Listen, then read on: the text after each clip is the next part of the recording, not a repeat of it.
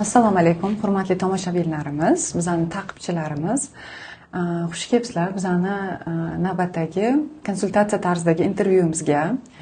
O'ylaymanki, bu konsultatsiyamiz ko'pchilik konsultatsiyaga bora olmagan yoki borishni xohlab imkon qila olmagan ayollarimiz bo'lsa, mana shulardan ko'rib, xuddi o'ziday o'sha ayollar rolida o'zini ko'rib, borgandek his qilsin, o'ziga xulosalarni chiqarsin, qaysi taraflari og'riqlari bo'lsa, nimalari bo'lsa anglab olsin deb uyushtirdik mana shu uchrashuvni.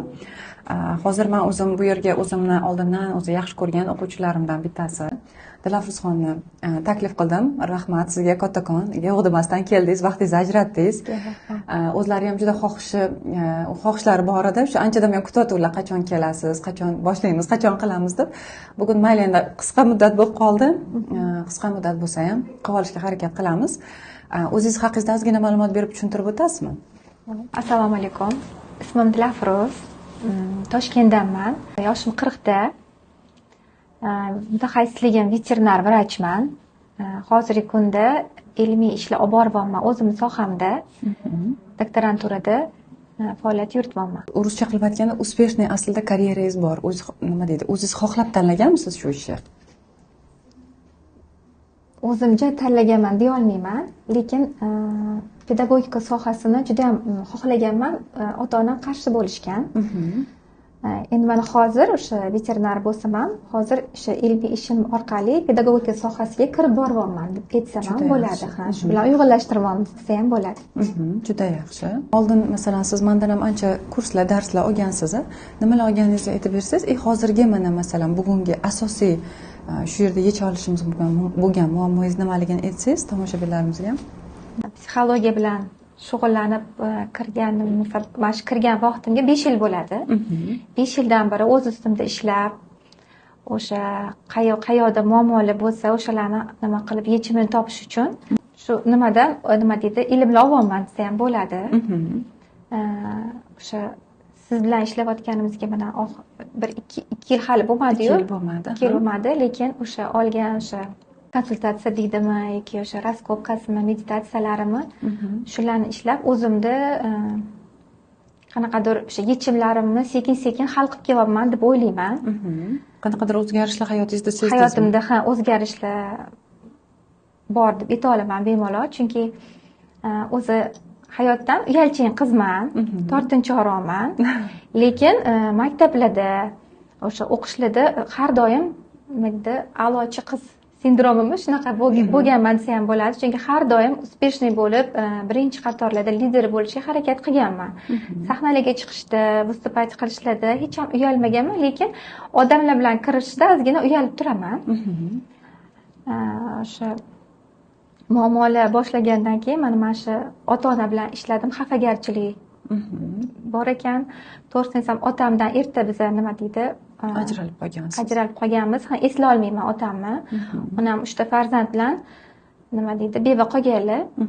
Erkaklar bilan to'g'risini aytsam muammo bo'lmagan-u hayotimda. O'sha sovchilik, turmushga chiqish, farzand ko'rish, bunaqalarda hech ham muammo bo'lmagan, lekin o'ylab qarasam har doim men o'sha odamlarga yoqishga harakat qilgan ekanman. Udobniy bo'lishga harakat qilgan ekanman. O'zim emas, ko'proq ularga yoqishga harakat qilgan ekanman. O'sha keyin uni o'sha ishlab nima qilganim, o'z xohishlaringizni chetga surish evaziga harakat qilgan ekanman. Buni mana shu siz bilan birga ishlab, o'sha nimalaringizni o'sha qilganimdan keyin anglab yetib, sekin-sekin anglab yetib, o'zimga qaytishga, qalbimga qaytishga, o'zimning xohishlarimni, o'zimni eshitishni boshlaganman. Harakat qilyapman. Baribir ham hozir qaror chiqarishda baribir hali ham qiyinchiliklar bor.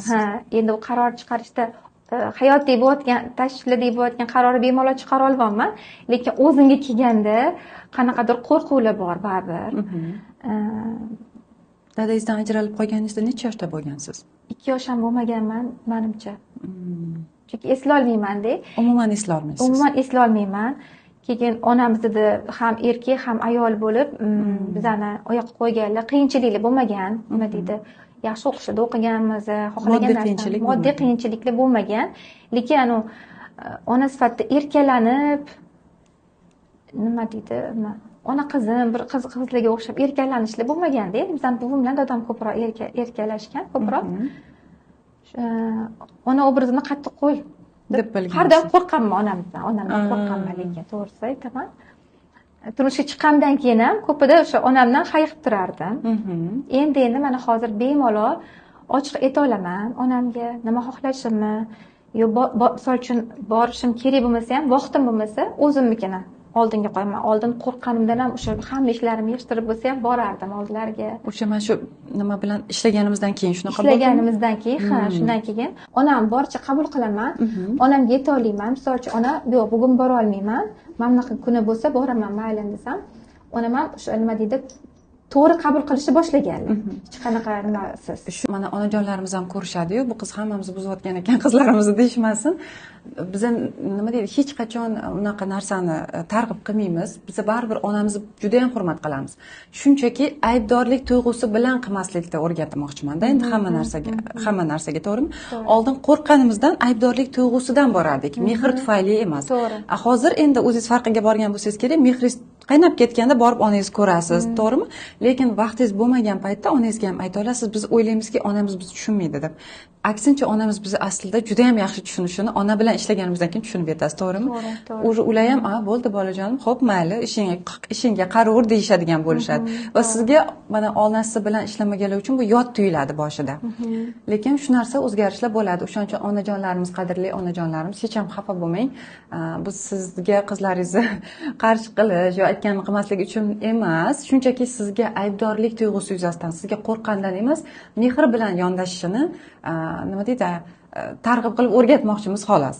Aytib o'taman, misol uchun onamga oldin o'sha aybdorlik hissi deganingda o'sha ona ularni nimasini qaytarish kerak emas degan narsa bo'lardi. Hozir misol uchun borsam sog'inib boraman.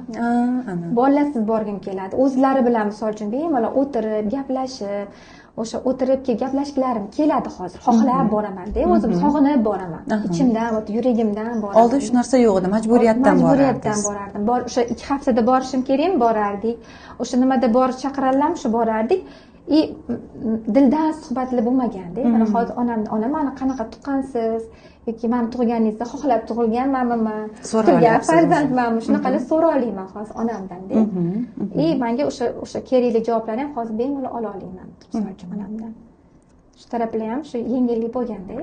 Ularda ham endi sizni programmangiz o'zgargani uchun ularga sizga nisbatan dostуп ochildi. Ular ham sizga уже ochilyaptilar, to'g'rimi? Oldin o'zingiz to'sib qo'ygan bo'lganingizda onangizni mehrini, o'zingizni ham, ularnikini ham. To'g'ri. Men juda ham xursandman bunaqa natijaga chiqqaningizdan, chunki aynan onam bilan bo'lgan munosabatimizdagi aybdorlik tuyg'ulari, qo'rquvlarimiz, konfliktlarimiz bizani erkaklar bilan ham o'zimizni oila quradigan munosabatimizni to'sib turadi. Onamizdan qancha qo'rqsak, o'sha munosabatimizni tamsil qilgani uchun erkaklarni ham uzoqda tutamiz o'zimizdan. Bizga yaqinlasha olishmaydi. Chunki ular biladiki, bizning avramizda o'sha отношениyaga nisbatan qo'rquv bor, aybdorlik tuyg'usi bor, ularni uzoqda tutish hissi bor. Lekin onani mana biz bilan ishladingiz, qanaqa natijalarga olib chiqdi. To'g'rimi? Bu narsa уже sekin-sekin vaqt o'tib, hali 1-2 oydan keyin balki munosabatlar nima qilishni hayotingizni bilmayman, munosabatlaringiz qanaqa, xohlaysizmi, xohlamaysizmi, uni ham aytib o'tsangiz bo'ladi, xohlasangiz, xohlamasangiz kerak emas. Lekin mana shu narsani ham agar turmush o'rtog'ingiz bor bo'lsa ham shunaqa darajada sizga yaqinlashish imkonini beradi. Chunki onasi ishlanmagan ayollar turmush o'rtog'i yoki uzoqda bo'ladi, yoki boshqa ayol bilan bo'ladi, yo ajralib ketishadi. Uzoqda bo'ladi xolos. Buni ong ostida siz chunki munosabatlardan qo'rqqaningiz uchun shunaqa onani o'zingizdan uzoqda tutasiz. Bu ona degani bu bizani munosabatlarimiz. Mana nima uchun onadan aybdorlik tuyg'usini ishlashimiz muhim, qo'rquvni ishlashimiz muhim. Onajonlarimiz mana shuning uchun qizlaringizni baxti uchun ishlayapmiz bularni. O'shani masalan o'zingizda masalan shunga doir oldin buni muammo bor edimi?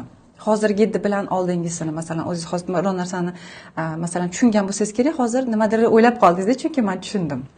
Nimani tushunib anglab yetdingiz?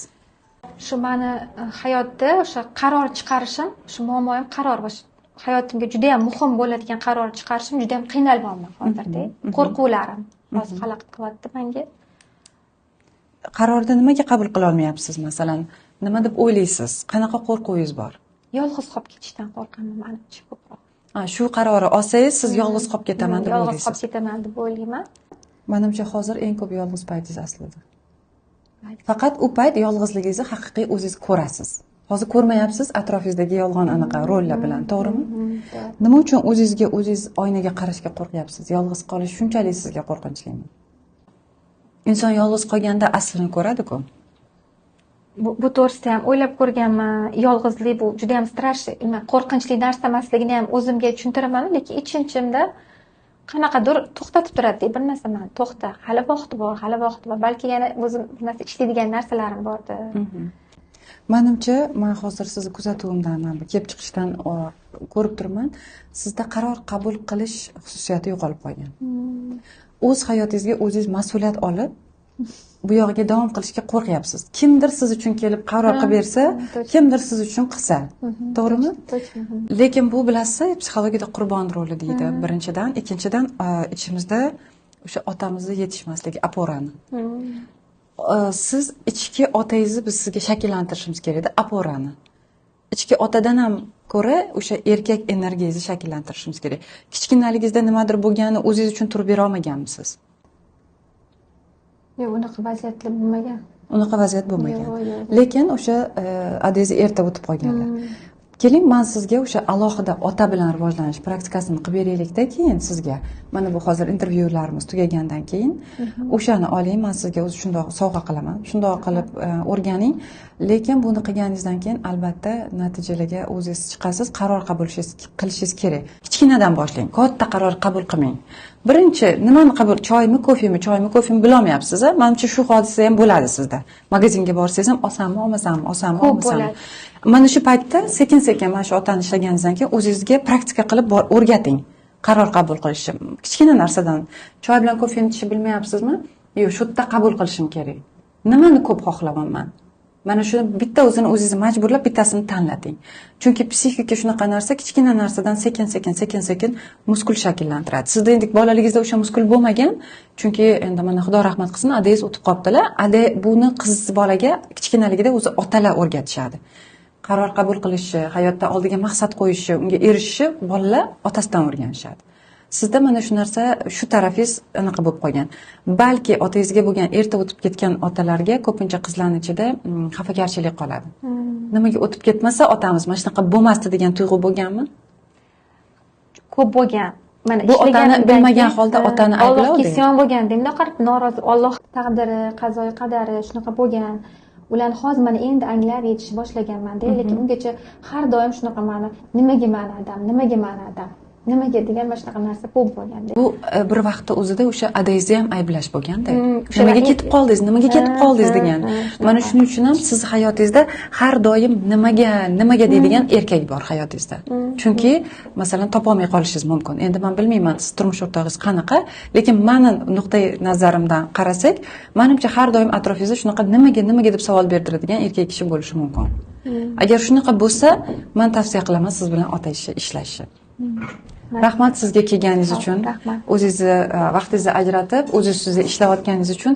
Menimcha shu intervyudan mana ko'rib turgan qizlarimiz, ayollarimiz o'zlariga ko'p narsa o'rganishdi, olishdi deb o'ylayman. Endi bugun studiyamizda ozgina vaqtimiz tig'iz bo'lganligi uchun majbur qoldik, qisqa bo'lib qoldi. Agar shunaqa yana mana shu intervyu tarzidagi konsultatsiyalarimiz bo'lishini xohlasanglar, bemalol kommentariyalarda yozinglar. Biz yana ham uyushtirishga ko'proq harakat qilamiz buni. Sizlardan juda ham mana shu vaqtinglarni ajratib tomosha qilganinglar uchun xursandman. Dilafruzxon, kelib bo'lishib, o'zingizni vaqtingizni ajratganingiz uchun va shu ayollarga nafis tegayotgani uchun siz orqali ko'p narsa o'rgangan bo'lishiga men aminman. Sizga kattakon rahmat. Sog' bo'lib yuring. Meni eng a'lochi o'quvchilarimdan men siz bilan faxrlanaman. Siz ustida ishlashdan charchamay keling. Sog' bo'ling. Rahmat sizga kelganingiz uchun.